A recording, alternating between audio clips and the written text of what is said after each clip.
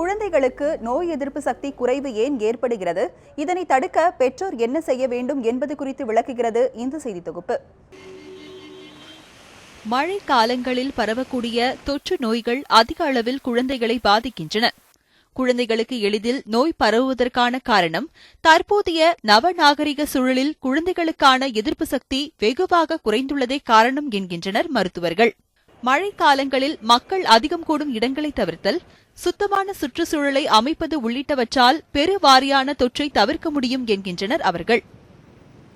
இப்போ வயதுக்குண்டான எடை இருக்கிற குழந்தைங்களுக்கு கொண்டும் எந்த பிரச்சனையும் இல்லை. அவங்களுக்கு நோய் எதிர்ப்பு சக்தி நல்லாவே இருக்கும். இப்போ கோமார்பிட் கண்டிஷன் சொல்லுவோம்ல நம்ம இன்ஃபெக்ஷன், அது மாதிரி ஒரு குழந்தை எடை குறைவாக இருக்கும்போது தான் பிரச்சனைகள்லாம் ஏற்படுது. இப்போ உதாரணமாக சொல்லணும்னா ரத்த சோகை. ஒரு குழந்தை வந்து 2 வயசு குழந்தை வந்து 12 கிலோ இருக்குன்னு வச்சுக்கோங்க. அது 8 கிலோ 6 கிலோ தான் இருக்குன்னா அது கண்டிப்பாக எதிர்ப்பு சக்தி கம்மியாக தான் இருக்கும். ஸோ கூடயே ரத்த சோகை, வைட்டமின் டிஃபிஷியன்சிஸ் எல்லாம் இருக்கும். வேறு ஒரு மார்பிட், இப்போ ஒரு குழந்தைக்கு பிறவிலேயே வீசிங் ட்ரபிள் ஜெனட்டிக்காக அவங்க பேரண்ட்ஸ்கிட்டேருந்து வருது, இந்த வீசிங் மாதிரி இருக்குன்னா அந்த குழந்தைங்களுக்கு இப்போ மழை காலத்தில் வந்து ஒரு தொற்று நோயோ வைரஸ் கிருமியோ பார்க்கும்போது அந்த ஆஸ்மா, அந்த வீசிங் வந்து சளி ஜாஸ்தி ஆகிற வாய்ப்பு இருக்குது. ஸோ எதிர்ப்பு சக்திங்கிறது வந்து அந்த குடும்பத்தில் ஜெனட்டிக்காக வர்றது ஒன்று. ரெண்டாவது அவங்களோட எடையும் அந்த ஹைட்டும் அந்த வயசுக்கு தகுந்த மாதிரி இருக்கும்போது, நல்ல சூழ்நிலையில் இருக்கும்போதும் குழந்தைகளோட வளர்ப்பு எல்லாம் சேர்ந்து தான் குழந்தையோட எதிர்ப்பு சக்தியை தீர்மானிக்குது.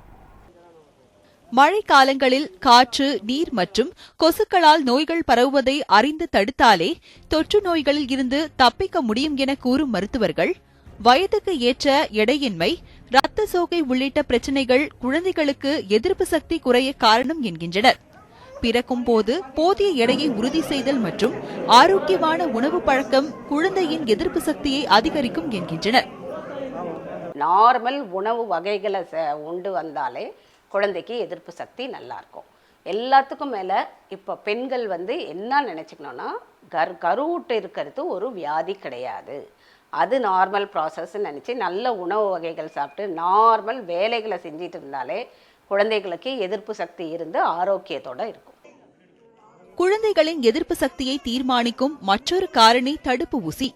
குறிப்பிட்ட கால அட்டவணைக்குள் நிர்ணயிக்கப்பட்ட தடுப்பு ஊசிகளை போட்டால் பெருவாரியான நோய்கள் தடுக்கப்படும் என்கின்றனர் மருத்துவர்கள். கருவுற்றதில் இருந்து 1000 நாட்கள் தான் ஒரு குழந்தையின் வாழ்க்கையை தீர்மானிக்கும் என்கிறது யுனிசெஃபின் ஒரு ஆய்வு. இம்யூனைசேஷன் பண்ணுறதே வந்து குழந்தைங்களுக்கு அந்த குறிப்பிட்ட இம்யூனைசேஷனுக்கான வியாதிகள் வராமல் தடுக்கிறதுக்காக தான். ஸோ போலியோ போகிறோன்னா போலியோ நோய் வராமல் இருக்கிறதுக்கு தடுக்கிறதுக்காக. அது மாதிரி வந்து ஹெப்படைட்டிஸ் பி போகிறோன்னா ஹெப்படைட்டிஸ் மஞ்சக்காமலை நோய் வராமல் இருக்க தடுக்கிறதுக்காக தான். ஸோ இந்த வேக்சின்ஸை போடாமல் விட்டாங்கன்னா அந்த நோய் வந்து குழந்தைகளுக்கு வரதான வாய்ப்புகள் மிக மிக அதிகம். ஸோ அதுக்காக தான் வந்து அந்த வேக்சினேஷன் கம்ப்ளீட்டாக பண்ணணும். ஒரு ஊசி போட்டுட்டு இன்னொரு ஊசி போடாமல் இருக்கிறது இது மாதிரிலாம் இருக்கக்கூடாது. ஸோ கம்ப்ளீட்டாக பண்ணால் தான் அந்த குழந்தைகளுக்கான முழுமையான நோய் எதிர்ப்பு சக்தி கிடைக்கும். ஸோ பாதியிலே விட்டுட்டாங்கன்னா அந்த குழந்தைகளுக்கான முழுமையான நோய் எதிர்ப்பு சக்தி கிடைக்காமல் போயிடும். ஸோ அந்த எந்தெந்த ஊசி போடுறோமோ அது முழுமையாகவும் தொடர்ச்சியாகவும் போடணும். நமக்கு நாட்டின் எதிர்காலமாக உள்ள குழந்தைகளுக்கு ஒரு ஆரோக்கியமான சூழலை உருவாக்க யுனிசெஃப் முயற்சி மேற்கொண்டுள்ளது. அதன் ஒரு பகுதியாக நோய் தடுப்புக்கான செயலியை விரைவில் இந்திய அரசுடன் இணைந்து யுனிசெஃப் அறிமுகப்படுத்த உள்ளதாக மருத்துவர்கள் கூறுகின்றனர். நோயற்ற வாழ்வே குறைவற்ற செல்வம் என்ற கூற்றை மெய்ப்பிக்கும் வகையில் விழிப்புணர்வை ஏற்படுத்த வேண்டும் என்பதே அனைத்து தரப்பினரும் எதிர்பார்ப்பு. லாவண்யா, நியூஸ் 7 தமிழ், சென்னை.